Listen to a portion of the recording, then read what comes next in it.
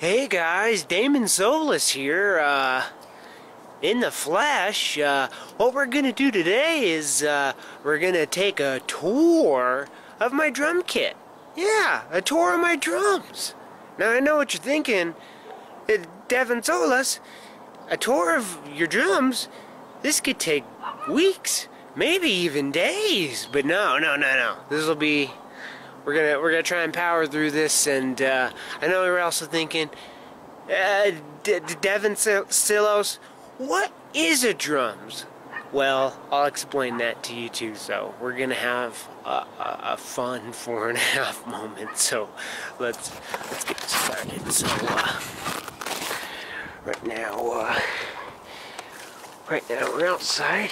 We're gonna go inside because we're outside. Down to the old rehearsal space, and let's see here. Okay, so now we're inside. We're going downstairs to the old rehearsal space. Let's see if we can get in. Yeah, we're in. Here we are. The rehearsal space. Let's see if we can find the old drum kit. No, that's not it. That's not mine. No, we're looking for the beast itself, the green beast. And oh, here we go. And what do we have here? And there it is. The beast itself from the outside.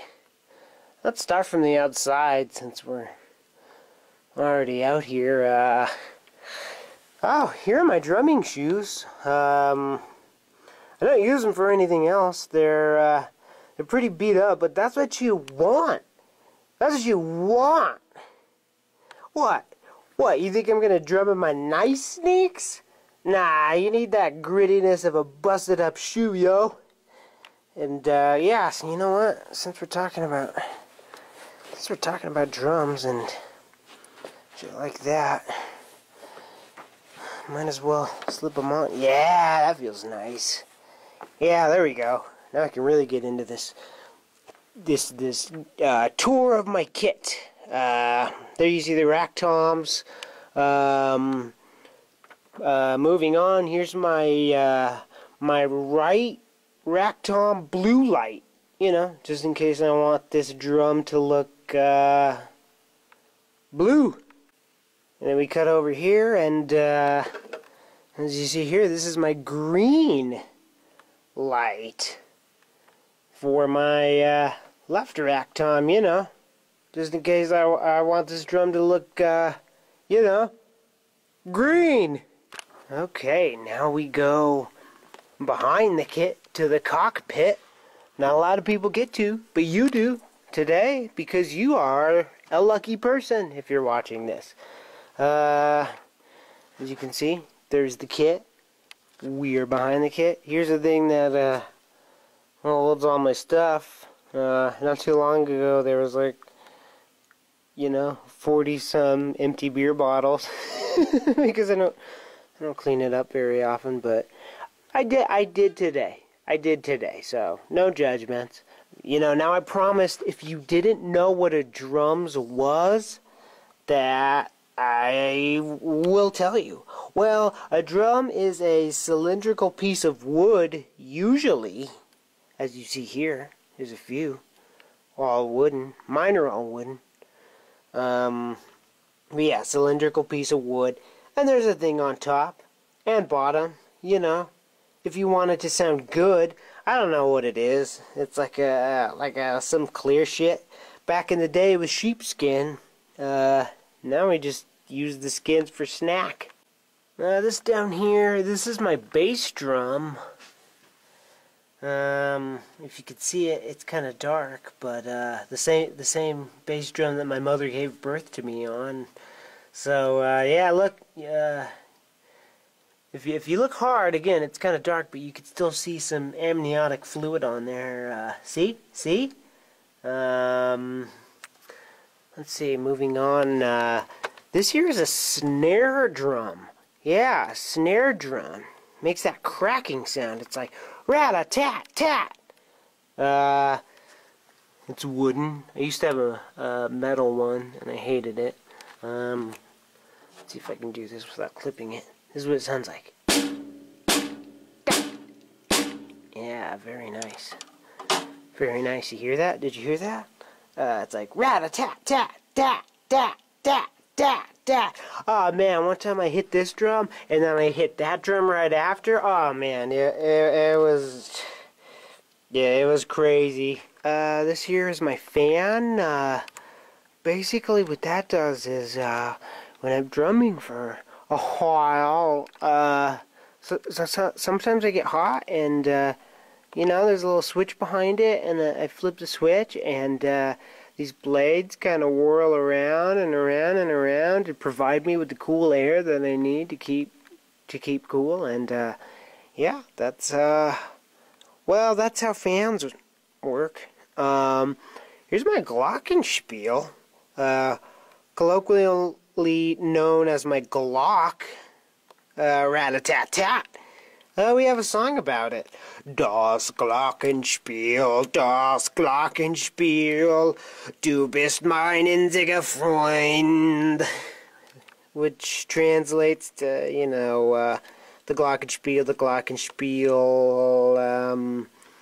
friends we like to be, and I am your friend. It's a loose translation. This is where I can make this is where I can make a G or a G sharp. Now, here I did a drawing on my bongo. Yes, this is a bongo. I have two of them. I haven't drawn anything yet on the right one, but I did on the left, and now there's a story behind this. Oh, it's great. One time we were playing a gig, and I just got, like, you know, really bored and stuff, so I drew this whilst playing the gig, and you know, it was good. You go a little beneath it, and we got a really cool drum here. I don't even know what it's called, but it's a really good drum. I replace all my rim shots with it, cause it just sounds better. So if you're doing rim shots, hopefully you have this Odd International drum, and you can stop doing rim shots, because listen to this. And this over here is my control panel for the lights and the graphics, as you'll get to see later. Now, do not think this is a drums. You now know what a drums is. This is not a drums. That's just my control panel, and here's my megaphone for when I'm trying to talk and someone's just, you know, trying to shred over me. Now, we go down here, and here you see I have 3 pedals. Now, of course, I know you're thinking, 3 pedals? Why, Damon Soilis, when you only have 2 feet? Well, actually, I have 3 feet. Now, we're already in the cockpit. We've already talked about some drums individually, like the snare drum and the bass drum down here, and the bongos, and this drum that I don't know what it's called. Let's talk about, you know, the toms now. You see I have 3 toms, 2 rack toms. This one's on the floor. This one's on the floor. We got this one, on the left, you know, the green one. This is a drum I hit sometimes. Sometimes. Sounds like this. Yeah, it's nice. It's a 12 diameter. Remo pinstripe heads on all of these guys. Now this drum here to the right, another rack tom. You know, this drum I rarely hit, but you know, it's there. That's what it sounds like. 13-inch diameter tom. Dorks call these tom-toms. Don't be a dork. Just call them toms. Okay? Okay? It's going to make everything better for everybody. Now this here down here, again, I haven't given it its red light, but once I do, it's going to, well, it'll be red. It'll look red. But other than your bass drum, that's your big boy. That's a 16-inch floor tom again. Remo pinstripe head. You know, I like to hit it when I'm in the mood. It's a deep one. You know, it's, you know, good for rumblings. Again, I like to hit it when I'm in the mood, which is, I don't know, roughly 3 to 37 times in a given song. So, you know, that covers the drums. You know, we back up a little bit. You see my glowy art, which you'll get to see better in a bit. But you know, now we got a vast array of cymbals here. You know, cymbals back in the day, someone thought, hey, you know what we should do? You know what we should add to this percussion ensemble? We should add these big circular pieces of metal to the mix and to bash. And so it was. And I'm like, I don't know, what, 8 of them? Let's see, 1. That's the hi-hat.